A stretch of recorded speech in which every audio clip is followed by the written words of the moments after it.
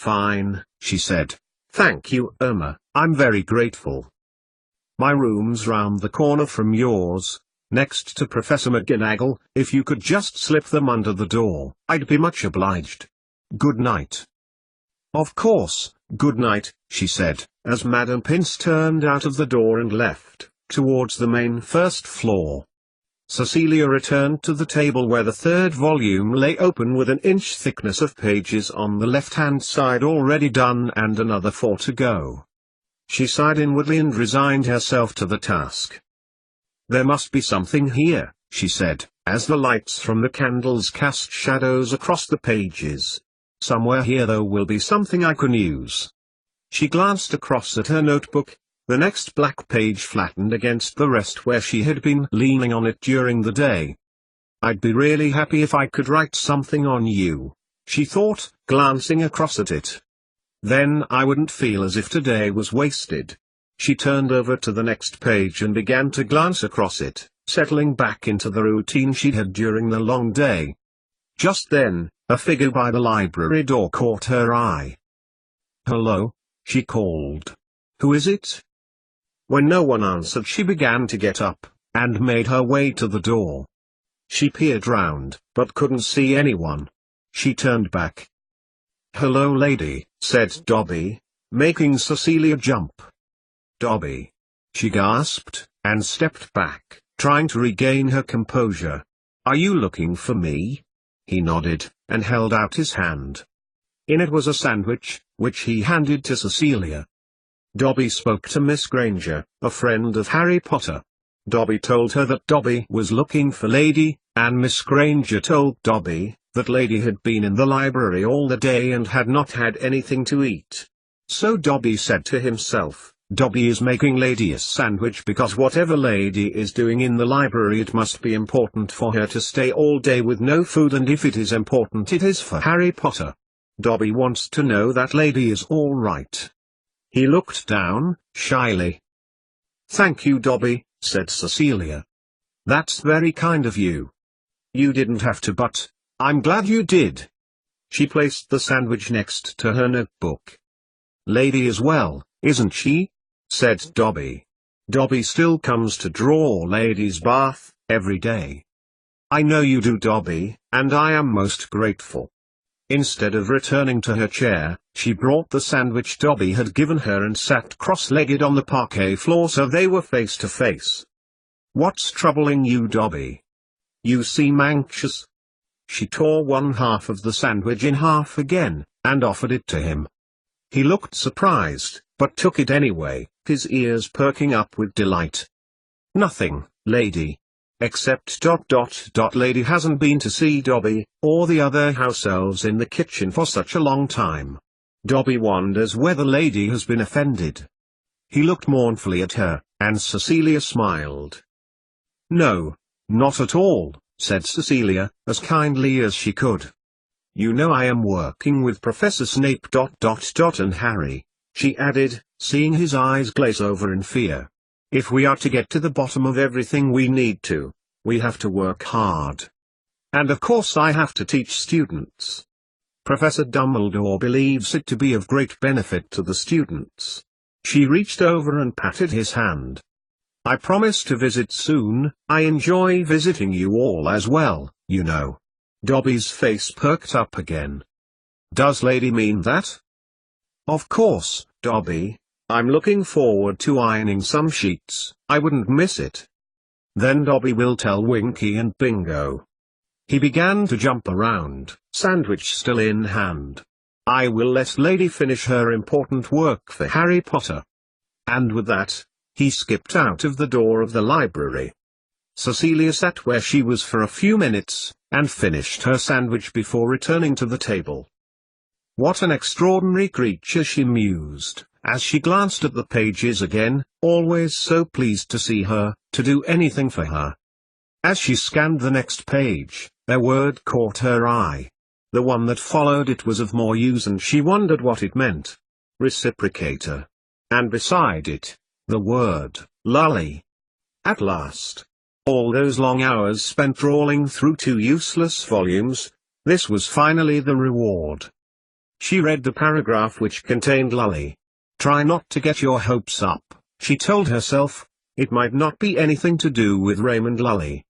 The paragraph mentioned something about the employment of a person or persons called Oswald T. Then she couldn't read some of it.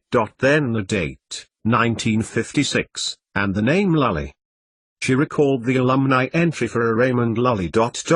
who had died in 1956. But what did reciprocator mean? At a loss, she copied down the paragraph, making a note underneath to ask Severus or Poppy about it. She was just about to go on to the next sentence when she heard a noise. "Dobby?" she said, looking up. There was no one there. "I can't come down to the kitchens tonight, I've got to finish this," she said, looking back down. "And what would a filthy squib like you want to be going down to the kitchens for anyway?" said a voice like a silken dagger from in front of her. "To poison the food? We'd better stop you then, because that's what will happen if you touch it with your filthy squib hands." Cecilia looked up quickly. Draco Malfoy stood in front of her, and behind him stood two other Slytherin students whom she recognized as the two who had followed Draco out of her classroom in their first lesson. "And just what are you three students doing out of your beds at this late hour, Mr. Malfoy?" she said, with all the courage she could muster. Despite them being only children, they were far bigger than she was, and there was a true hint of menace in Draco's voice. "We could ask you the same thing, Mrs. Frobisher. Don't move," said Draco mockingly as she took a step towards the door. "You don't like wands, do you, Mrs. Frobisher?" he laughed, as he followed her line of sight to Crabbe and Goyle's wands, which were aimed directly at her. "It's not the wands," she said defiantly, looking back at Draco. "Wands don't kill people, it's the wizards behind them that do." Strong sentiments indeed, for a filthy squib, but who said anything about killing? "Tell me, Mrs. Frobisher, was your husband ashamed of you, powerful wizard like him, that his wife was a damp squib? Did you hide it from him, then spring it on him later? I bet that was a shock. He really must have loved you for it not to bother him." Crabbe and Goyle laughed at what they thought was her discomfort. "I don't have the first idea what you're talking about, Mr. Malfoy, so I suggest you, Mr. Crabbe and Mr. Goyle, return to your dormitories." She tried again to take a step towards the library door. This time Draco pulled out his wand. "Don't make me angry," he said threateningly, frowning at her. "You wouldn't like it when I'm angry." "Why?" said Cecilia, laughing in spite of the situation. "Are you going to get all muscly and green, and get too big for your robe?" she thought to herself. She stopped laughing when Draco held the tip of his wand at her throat. "Don't find it so funny now, do you, Squib?" He looked down at the book on the desk. "What's this, light reading?" When she didn't answer, he looked back at her. "I said, Squib, what's this?" "It's a book, I was reading it for historical value. At least it wasn't a lie." "And what do we have here?" He reached down and pulled her small canvas bag from off the floor. There was very little in it, but what there was clattered all over the table. Her diary fell onto the floor, as did her powder compact, a present from Tim on their first wedding anniversary. She winced as the glass smashed. Just a load of junk. Nothing properly squibbish in here. So, where is it? "Where's what?" she said, in half-exasperated tones. "What is it you want, Mr. Malfoy?" "Don't play dumb with me, Mrs. Frobisher.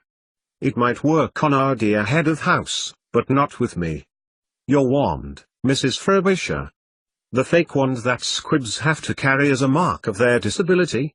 I want to see what it looks like." "I don't have one," she laughed. "Dumbledore has it," she added quickly. Was that right? Did squibs have to carry a fake wand? If it were true, it sounded quite insulting, but she'd have to play along just in case. "So you see, Mr. Malfoy, there's nothing here for you. Why don't you and your friends go off to bed? You've had your fun, and it was all a big joke." She attempted a smile despite her growing terror. "On the contrary," said Draco, circling the edge of the table until he stood on the same side as her and began edging her towards a bookcase. "I haven't given up yet. I'm still going to have my fun, and teach you a lesson too." Cecilia's eyes darted towards Crabbe and Goyle, who were also heading her way. "My God," she thought, "they're only children. But they're terrifying. Imagine if I had been seen by Death Eaters that night I followed Severus. I think I would have died of fright long before they would have done anything to me. Whatever happens now, I am personally going to kiss Hagrid and that bird's nest of a beard of his for dragging me back. So, Mrs. Frobisher, if that's your real name, what is your name, by the way?" She looked between all three boys. They were clearly enjoying this. She was determined not to be scared. She knew that as a squib they couldn't hurt her. They were only trying to humiliate her. They wouldn't use magic. Or at least, they probably wouldn't. "Elizabeth," said Cecilia quickly. "And you're right.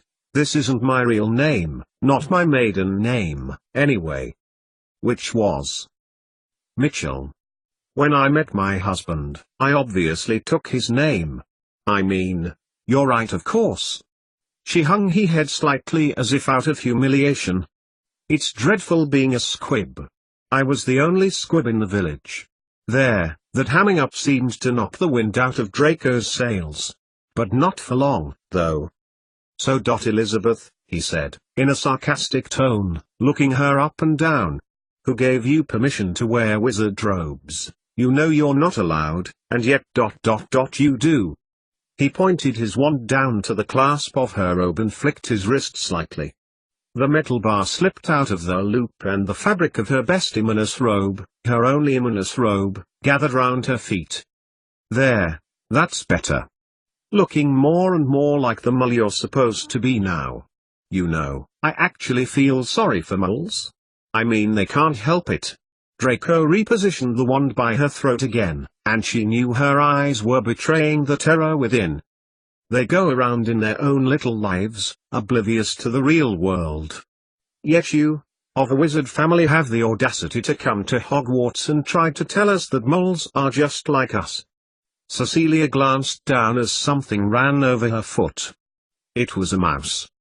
Draco looked down too, and pointed his wand. A stream of yellow light rushed out of the end of his wand and Cecilia gasped. The mouse squeaked with fear and was dead. "We obviously can't do that to you, much as we'd like." He looked into her shocked face, leeringly. "But when we've finished, you're going to wish we had, Elizabeth Mitchell." He poked his wand firmer into Cecilia's throat. She swallowed. "Finished what?" "Mr. Malfoy, I suggest you stand away from that member of staff." Cecilia looked between Draco's head and the door. Severus Snape stood in the doorway, his wand raised. "I noticed you were out of your bed, so I suggest, unless you wish to spend the rest of the term in detention every evening with the headmaster, you return there. That goes for you too," he said slowly, his eyes narrowing towards Crabbe and Goyle. With one final look, Draco reluctantly lowered his wand and, looking between Cecilia and Snape, said, "Don't know what you see in her, sir," before leaving the library closely followed by his friends. He glanced down the corridor before approaching Cecilia. She was shaking, her knees unwilling to hold her up any more. He looked her up and down before offering her his hand, but instead she threw her arms round him, and began to sob heavily. Heaven knows she wouldn't have chosen Snape for a comforting hug, but she was hardly thinking about anything other than what might have happened if he hadn't arrived.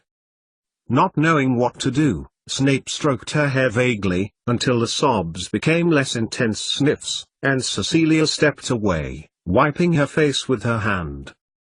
"Dobby apparently was concerned for your welfare. I did in fact warn you against telling the students." "I didn't," said Cecilia, between ebbing sniffs. "I don't know how they knew. They seemed to think my husband was some powerful wizard." She sniffed some more and wiped her cheek with the back of her hand. "Thank God, Severus," She hugged him tightly. "I'm so glad you came to find me. I don't know what they would have done, otherwise." "Whereas I do," thought Snape to himself. "Malfoy appears to have become somewhat proficient in his father's ways. What on earth possessed you to remain in the library?" Madame Pince had already left the castle. "I was looking for Lully," said Cecilia, stepping towards the table. "I'd just found him when they arrived. You weren't going to be available tonight, Severus, you told me, so I thought I'd use the time wisely." She stepped away from Snape and looked at him curiously. "How did you know where I was?" "I didn't. I was carrying out my usual evening duties and realized the students were out of bed. They were probably looking for some sport. Then that idiot herself found me. I knew sooner or later they'd come after you." He rolled his eyes at the look of shock on her face. "Of course, Cecilia," he said coldly. "It's like putting a pack of hunting dogs in with a fox, or another analogy moles would be familiar with. You seemed to have fielded it well, Elizabeth Mitchell, and not given anything away." Cecilia continued to stare a little longer, then finally nodded. That was the most important thing, of course. That's why she was there. And just then, a plan crystallized in her mind. She took a few steps over to the desk, treading on the glass that was her compact. She looked down. "Well, it's only a possession," she said bravely, and looked down at the book, pretending to leaf through the pages. "It's in here somewhere. Lully. Did it mean something to you? The compact?" Snape bent down and picked up a couple of the broken pieces. Cecilia looked up. "Tim gave it to me, not long after we were married. All in the past now, it's only a possession. Look," she said, pointing to the page. "Does this mean anything to you?" Snape glanced across the page. Lully. Oswald T. 1956.1956. "What?" she said, seeing his eyes glaze over. "Is that year important?" "It matches the death date of a Raymond Lully in the Hogwarts Almanac, but—" she prompted. "The year of the Goblin riots," said Snape. "You know about them. However, Oswald T., the name is not familiar to me. It would have been better with a surname.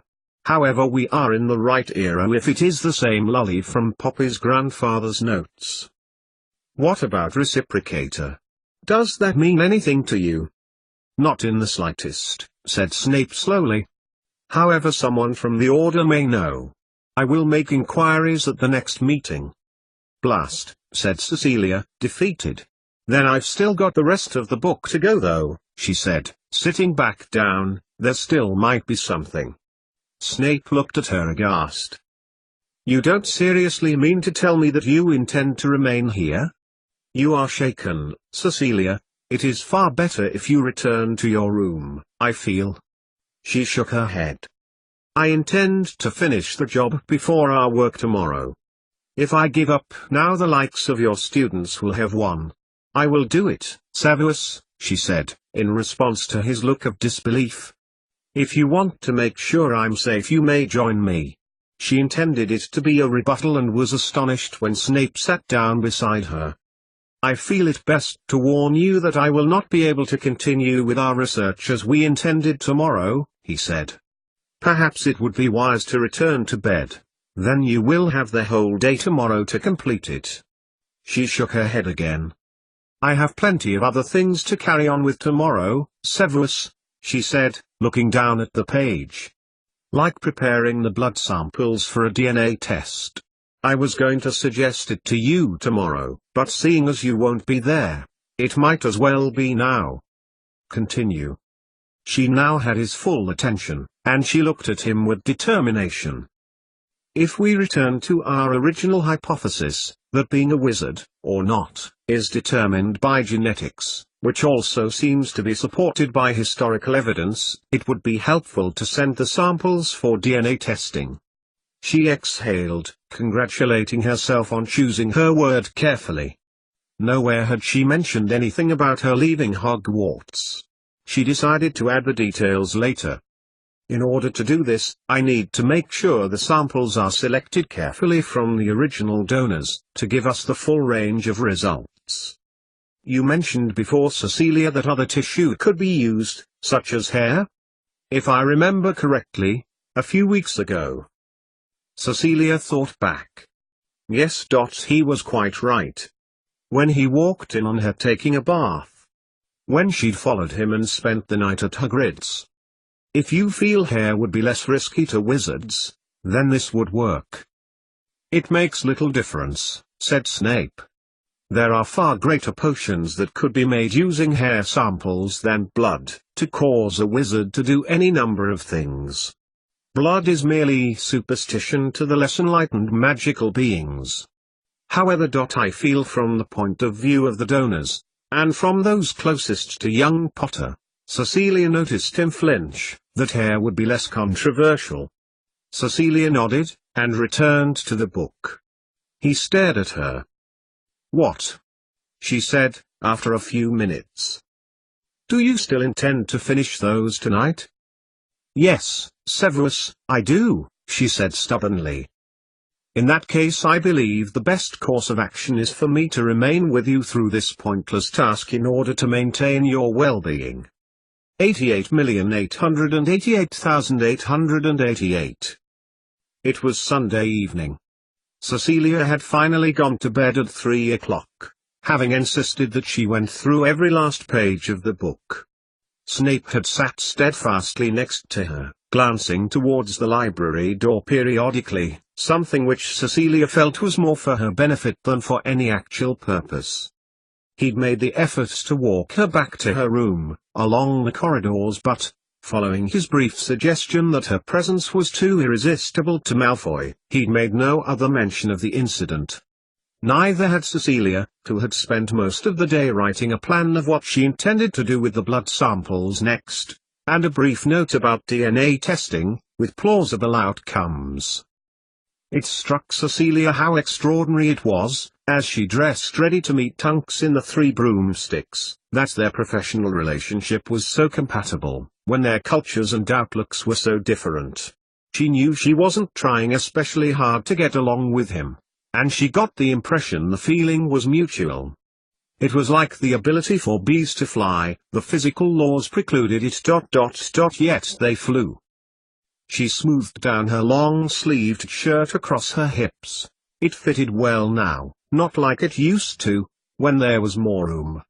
Cecilia hadn't got much choice though. She hadn't planned on evenings out when she packed all those months ago, and it was either the blouse and a pair of plain black trousers or her hideous sundress and a cardigan. Brushing her long hair, she was actually quite glad she could leave it loose for a while. Normally she tied it back when she taught, and it was impractical to be down while she worked. Looking in the mirror above her desk, she smiled to herself. Could be worse, she thought, considering everything. As she teased out the knots in her hair, she wondered if she should tell someone where she was going. Snape had been quite annoyed when she had left before the start of the school year with Tonks. Yet she had felt far more threatened by the actions of Malfoy and his cronies last night that had taken place inside the castle than anything that could have happened when she was in the presence of a powerful witch like her.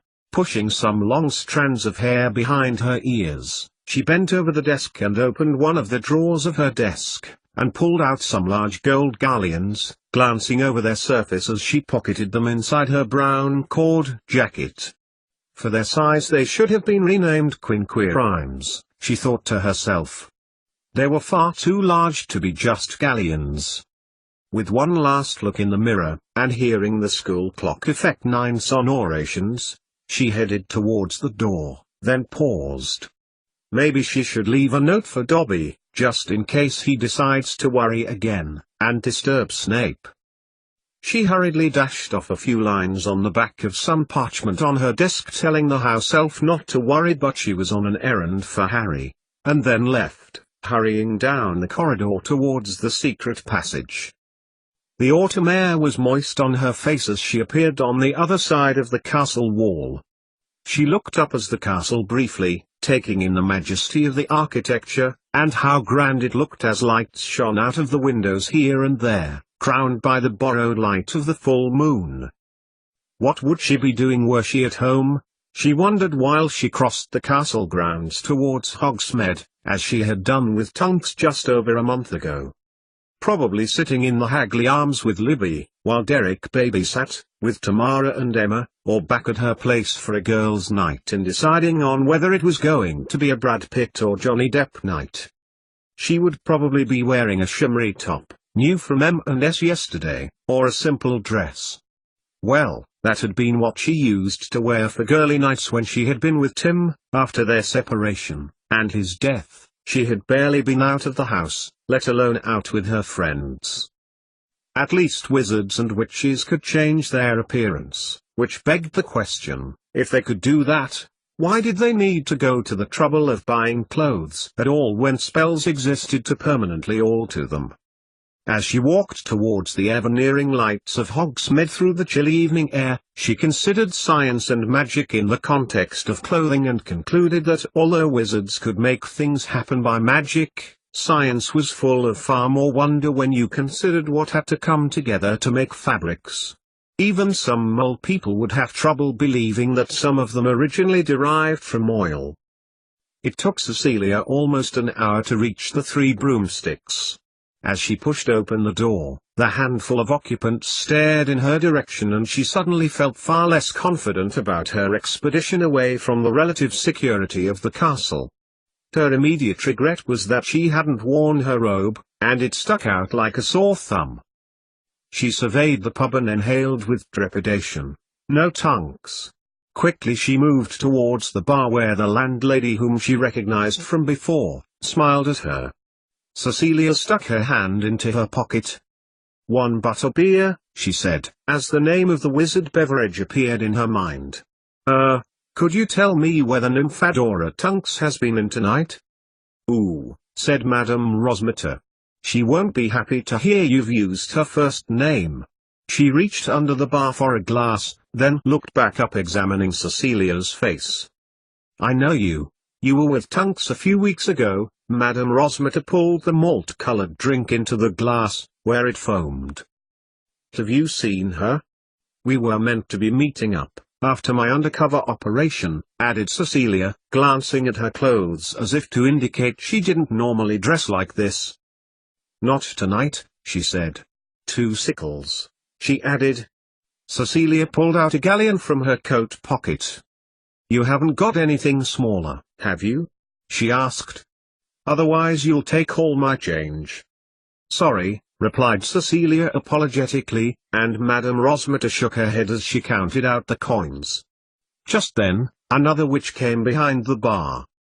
"You're not waiting for Tunks, are you?" she said, glancing at Cecilia, who was about to leave. Cecilia nodded. "She flew in earlier, asked me to pass a message on to the witch in the mole-clothes disguise," continued the witch. "She said she was sorry, but something urgent came up that she can't get out of tonight. She said she'd make it up to you though." "Thanks," said Cecilia, her hopes falling. She had been looking forward to seeing Tunks that night, to catch up on everything. Find out how everything was going at Grimmauld Place and the Ministry. To get off her chest the events of last night. Taking her drink and sitting down in a high-backed bench, she decided to finish it in any case and head back. At least she could get a good night's rest before teaching the next day, and at least she'd had some practical experience on her own in the wizard world. She contemplated the lessons of the previous week. Most of them had gone well, she reflected. The fifth years were getting on well with their historical scientists, as were most of the lower years. She felt that giving the sixth and seventh years more investigation-based topics would keep them busier, but what had been getting her down was their sheer appetite for work. Often she would be shattered because of the preparation for those lessons. Lost in thought for a good 3/4 of a pint, it wasn't until the someone who had sidled up beside her 5 minutes beforehand spoke that she realized they were there. "Good evening," said Snape, looking down at Cecilia. "Waiting for someone?" "Severus." she exclaimed, truly surprised. Yes well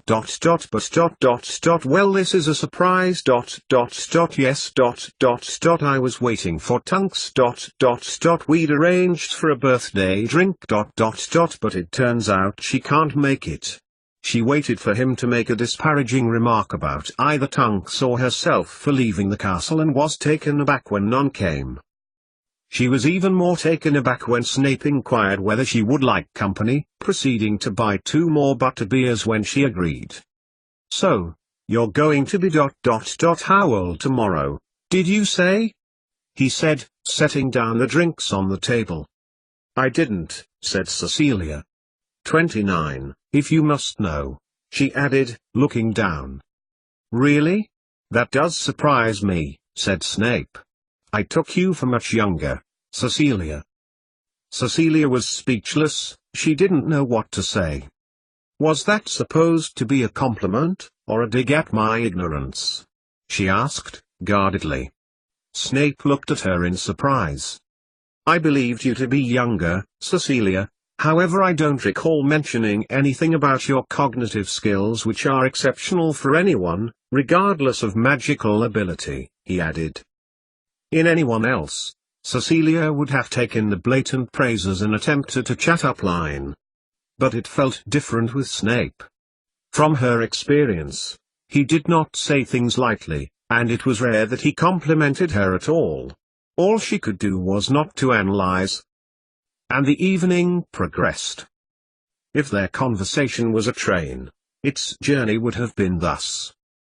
Starting out with work, as Snape made himself comfortable next to her, Cecilia discovered that he had not got much further with Lully. Snape explained he had made an effort to pursue Lully in the official magical history records at the Ministry of Magic, along with anything connected with an Oswald and also Reciprocator. However, the searches often took a long time to complete, despite Sturgis Podmore overseeing them. It took in medium-term research plans and made a whistle-stop tour of science where Cecilia described what enzymes did in chemical reactions in the body, and Snape added cross-links to potions, hypothesizing that if molecules existed in the potion ingredients, why wouldn't they react in a similar way in such reactions? Another brief stop was made at the concept of DNA testing, which Snape agreed was worth considering, and Cecilia smiled contentedly, knowing that as long as the line of argument was logical, he could give no just reason why, eventually, she could not return home and get Nick to test them for her. Had anyone to whom Cecilia and Snape were strangers looked in on the course of the conversation that evening, they would not have suspected that these 2 people were anything other than close friends. It had crossed Cecilia's mind more than once that they got on well together, providing the topics they discussed strictly adhered to research work, science, potions or teaching. A few butterbeers later and a couple of hours having passed since Snape had joined her and, besides themselves and Madame Rosmeter, the 3 broomsticks was empty. Cecilia had even forgotten her disappointment at Tunks not appearing as she and Snape discussed the relative merits of their own personal former teachers. She told him how frightening Simmons was when she and Libby were 11, and Snape told her how Binns had been teaching the history of magic at Hogwarts for over 80 years of his life and nearly 50 years of his death. He told how he had managed to pass his History of Magic exam by studying solidly for 6 weeks in the summer using notes he had made in the year above's classes using a quill he had bewitched into a 1,000,000-word dictation quill using his own recipe, meaning he was always a year ahead and that he had more time to concentrate on potions in his 7th year. So there is some practical use to magic then, laughed Cecilia as she other than just to make your lives easier. You would only say that from the point of view of a scientist. Muggles need science, that is clear. But it is your lives, in the same way that magic is ours. Cecilia paused. She knew they were straying outside of unspoken areas of agreed conversation which could be dangerous. If he had been a different person she would have little reason to doubt his debating skills. As he was. It's true, she said, spinelessly. One day, If you're up for it, in the future when this is all over I'll arrange for you to visit a mole school. Then you can see what it's like. She paused, as his expression froze. Oh no. What ceases to amaze me, Cecilia, is your optimism that this will all come to an end.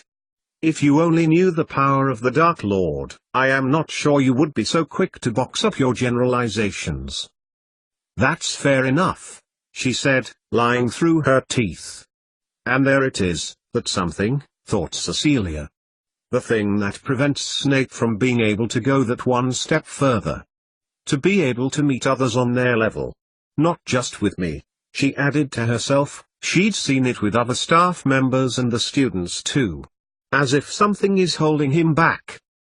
And just as the thought entered her mind, Snape stood up quickly, and glanced at Cecilia urgently. The train had reached the end of the line. I'm sorry, Cecilia, I must leave. Order business, he said simply. I did explain yesterday, Cecilia. However, my presence is required imminently, so I am afraid you will have to find your own way back to the castle. Cecilia watched him as he retreated from the pub. Why would he go so suddenly? What had she said? Then she realized he had been holding his left forearm again, just as he had done before. The night he met the Death Eaters in the Forbidden Forest. Not this time, she thought to herself, as she watched him retreat. I want to know what you're up to. Buoyed by alcohol in the butterbeers and disregarding her own mental caveats which were now jumping up and down metaphorically in her mind, Cecilia stood up and followed Snape through the Three Broomsticks store and down towards the Forbidden Forest.